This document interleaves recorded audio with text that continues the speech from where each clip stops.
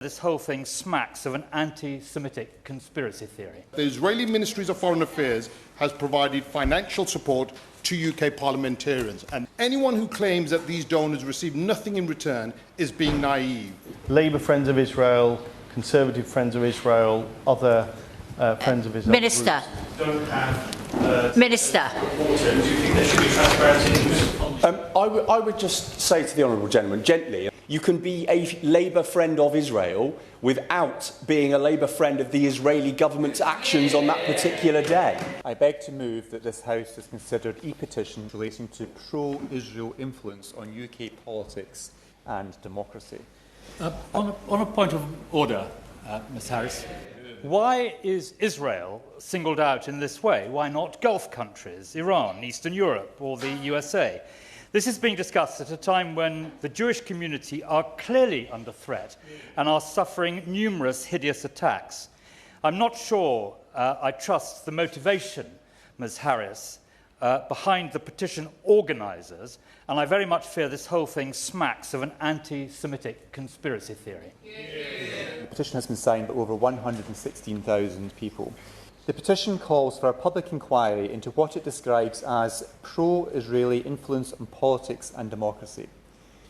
That wording matters.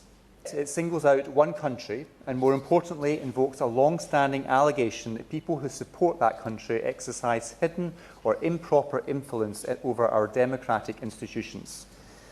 That false accusation has a very long and very troubling history. Now, the most notorious example was the fraudulent document known as the Protocols of the Elders of Zion, which purported to reveal a Jewish conspiracy to dominate the world. This motion is anti-Semitic in its very motivation, in its core, and as such, we should utterly reject it. Israel has so much to offer as the only democracy in the Middle East, and that we should work closely. And I think there is a massive difference, as others have said, between criticising politicians who may be elected in a democracy or whatever state, whether it be Israel or whatever, completely legitimate, and criticising a state. What I want to do is to celebrate the influence of incredible entrepreneurs, scientists, technicians, cybersecurity specialists within Israel, from the Jewish community, in this great nation of ours, and to have more of it, not less of it, Madam Chair. If this is about foreign influence in general, then let's have that conversation properly. If it's about transparency in lobbying, then let's have that conversation too. But if the concerns keep landing on Israel specifically, more than on other countries, as has already been mentioned, then I think it is worth pausing and all of us asking why that might be. There is something that I find deeply uncomfortable about the idea that out of nearly 200 countries, it is this one, the world's only Jewish state, that is this one that needs a special parliamentary inquiry into hidden influence. As far as this motion is concerned, this is not about lobbying. It's not about the influence of Israel in politics. This is yet another angle of the anti-Semitism which we are experiencing in this country, and especially driven by the left. And as others have pointed out, this is a very dangerous idea that somehow or other Jews control politics in our country. As we've seen in examples of history, right from the Black Death onwards, Jews were accused of coordinating a programme of poisoning wells that caused the Black Death. Not about the Jewish community. It's about the state of Israel. And I think we must be careful in our words and ensure that we don't conflate the two. The power of a lobby group is measured by how far a government can be pushed beyond the limits of policy making. And I think it's fair to say that for millions up and down this country, the government's approach towards Israel has defied the most basic logic, justice and humanity. Continued arms sales amid mass extermination, the weaponization of terrorism law to silent dissent, the welcoming of wanted war criminals on the steps of 10 Downing Street. With every decision this government has made, it's not only reasonable to ask questions about political influence in Britain, it's necessary.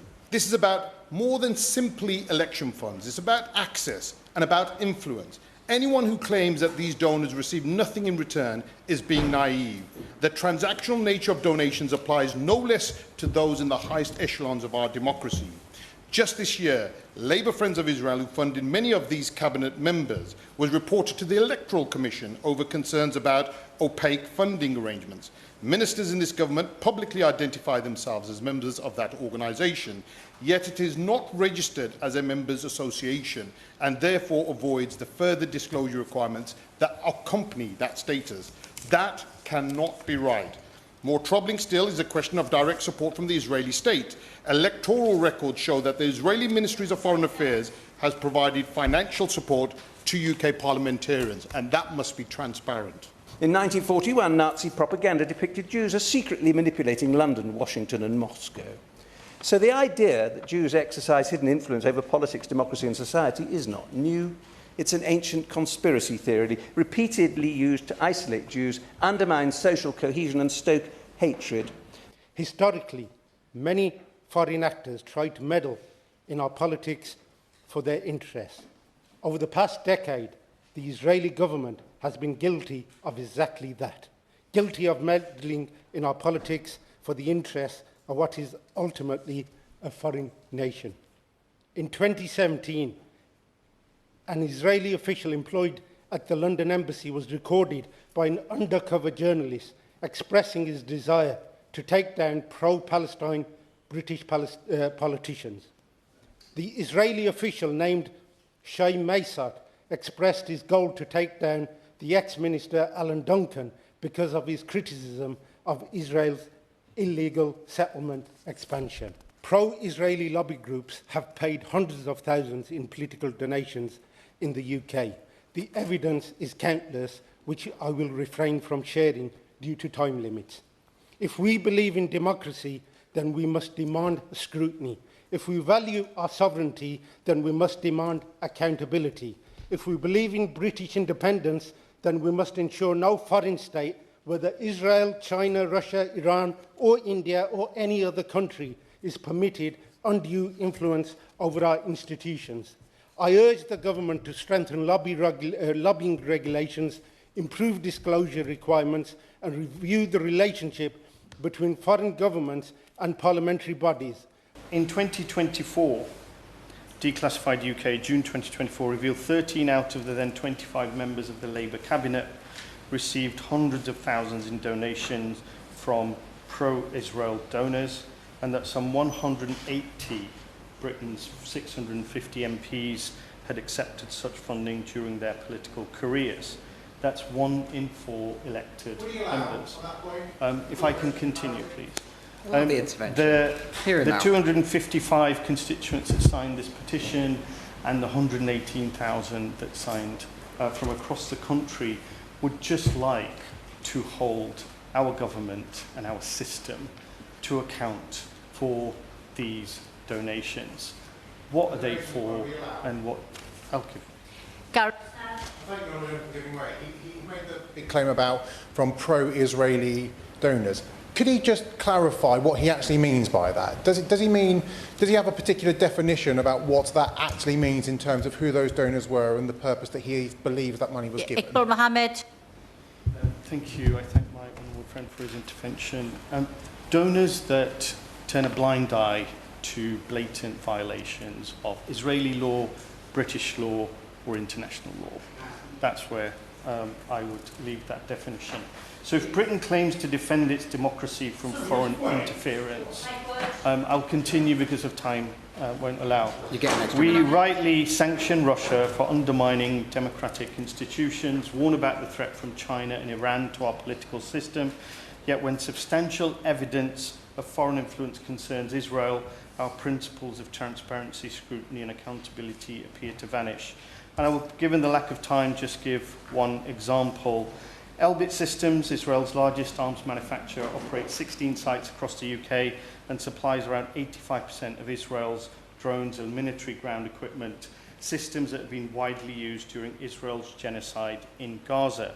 Declassified UK reported that in December 24, representatives of Elbit Systems met Home Office officials in a private meeting with details under FOI exemptions. It's deeply alarming that Freedom of Information disclosures reveal repeated meetings between Elbit executives and the Home Office. Briefing papers have shown ministers were preparing to reassure the company in response to pile action protests.